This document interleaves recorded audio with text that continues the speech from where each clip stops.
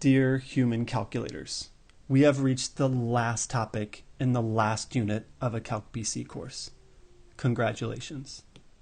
The official title of this topic is called Testing Convergence at Endpoints. But we've already been doing that. In topic 4, we learned the ratio test and we applied that to some series. And that was a big test. And way earlier in the unit, we studied a geometric series, which is actually part of our process of testing convergence. But we're not really testing the endpoints just yet. That comes in the very last part of this topic.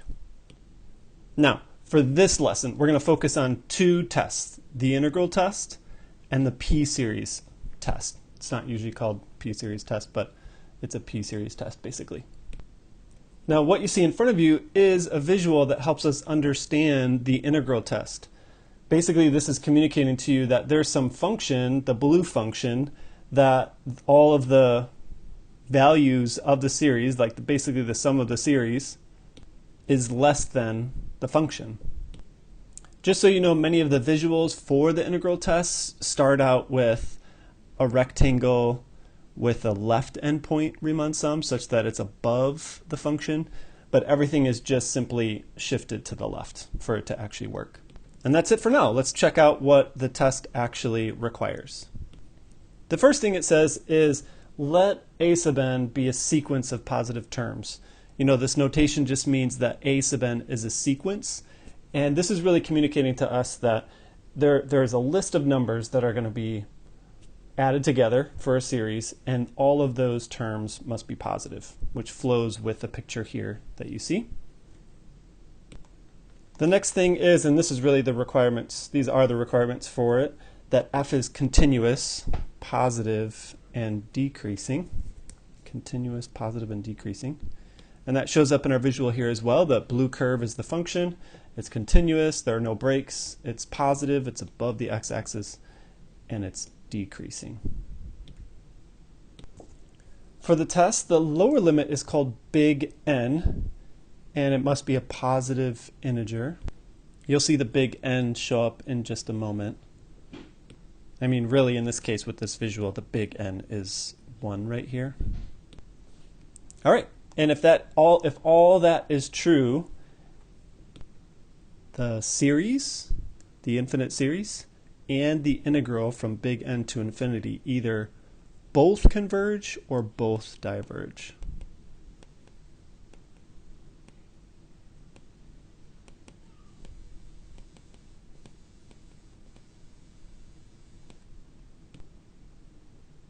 And if we look back at that integral, you know, if the function is decreasing in such a way that the values will become so much smaller, that if that integral, if we could actually find a value of that infinite integral, that improper integral, then we could find a value of the infinite series. Okay, I have one example for you, and it's applying the test. We have the infinite series from 1 to infinity, and notice that many times with the integral test, the lower limit, the index of the series would be 1, because we have to have a positive integer for this value. All right, then the ratio is 1 over n times root n. Does it converge or not? First things first, is this continuous? Is it continuous from 1 to infinity? Notice that the denominator, if we plug in 0, we have an issue, but plugging in any number bigger than 0, we're good to go. So it is continuous. If we plug in 1, 2, 3, 4, 5, all the way up to as high as we possibly can, are we going to get positive numbers? And we plug in 1, we get 1 over 1. We plug in 2, we get 1 over 2 root 2. And those are indeed positive numbers. They end up, I mean, as you plug them in, you realize how quickly they get smaller, which helps us realize, is this function actually decreasing as n gets bigger? And it does. And really just thinking about the rate, like 1 is staying the same, the denominator is getting bigger, so it's definitely decreasing. That means we could apply the test. All right, here we go. Then we'll take this integral and we'll write it as a function. That means our function in terms of x is 1 over x root x, which is 1 over x to the 3 halves. which is x to the negative 3/2. All right, we're in good shape so far. Now we have to actually take the integral, apply the integral. So we have the integral from 1 to infinity of x to the negative 3/2 dx. Now at this point, when we look at this, we should think, oh my goodness, there's something that I learned how to actually solve this. If this is possible, then I need to apply improper integrals, which means I need to take the limit as b goes to infinity of the integral from 1 to b.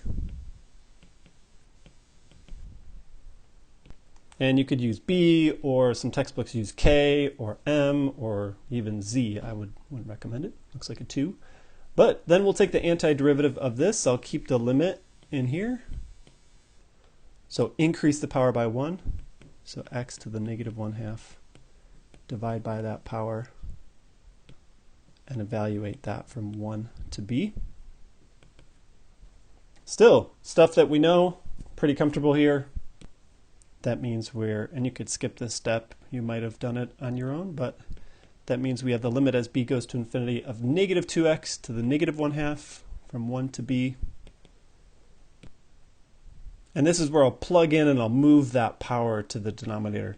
That means I have negative 2 over square root of b. I'll do this, I guess.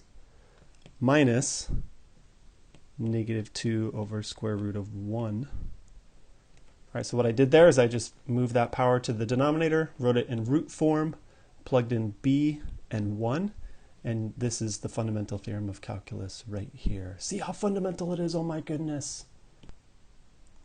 Now, I don't think we need to write any other step here, because if you think about what's happening here is we're letting b approach infinity. That means negative 2 over the square root of infinity is 0. And then we're going to subtract a negative 2. Subtract a negative 2 right here, which is 2. So that answer is 2. And that is what? That's the area underneath that curve. So the area underneath this blue curve from 1 to infinity. Or it's what the series is converging to. It's the sum of the series. So does it converge? Yes, it does. And we would usually say by the integral test it converges to 2. So that's the integral test. That's a perfect example of it. Now, just so you know, the form of this series here, 1 over n to the 3/2, that's creeping into the idea of a p series. So the p series meaning the actual power of the n in the denominator. So we have 3 situations here. I'm gonna set you loose here, and you'll come back and there'll be some answers. One situation such that p is greater than 1, which is what we had, which is 3/2. Another situation when it's less than 1, and then another situation when it is 1. Now, I just want you to know, I want to say it, I want you to see it, I want you to hear it. When p is equal to 1, that's called the harmonic series. So it's a p series, a specific p series. So a Maclaurin series is a Taylor series centered at x equals 0. A harmonic series is a p series with p equal 1. All right, so what I'd like you to do, I'd like you to take a few moments to spend some time on this exploration in your booklet, and then come back and there'll be some answers for you. So pause me here. All right, here it is. I didn't say it was easy, but it's not crazy. Just a little note here in the first question. Basically, we're doing the reverse power rule just with variables, with letters, you know. So there's a little bit of algebraic manipulation I did in here that hopefully you can make sense of. There's one point where, yeah, I took this numerator and put it in the denominator, so that means the signs change, okay? And then, so this is good. Like when p is greater than 1, we have convergence, and that makes sense with our integral test that we did here. The n value is raised to the 3/2, which is greater than 1, okay? So that's a good memorization for what the integral test and p-series test tells us. And then number 2, if p is less than 1, I did the same thing, but there's a little bit of manipulation that I had to do. Oh, I don't know, where was it? in this step right here, I believe, and then make sense of this. B to the 1 minus p is infinity because of this situation. We're thinking of b as a really big number, all right? So even just a little bit of power that we're giving it is going to make it diverge. All right, and then the other memory piece is to know that the harmonic series, when p is 1, it actually does diverge as well. And this is a very clean process for the integral because we end up with natural log. And we get the same result as number 2. They're both infinite, so they diverge. But I want to tell you that this infinity, this is a slow type of arriving at infinity because it's a natural log. Hey, that's it. Thanks for watching.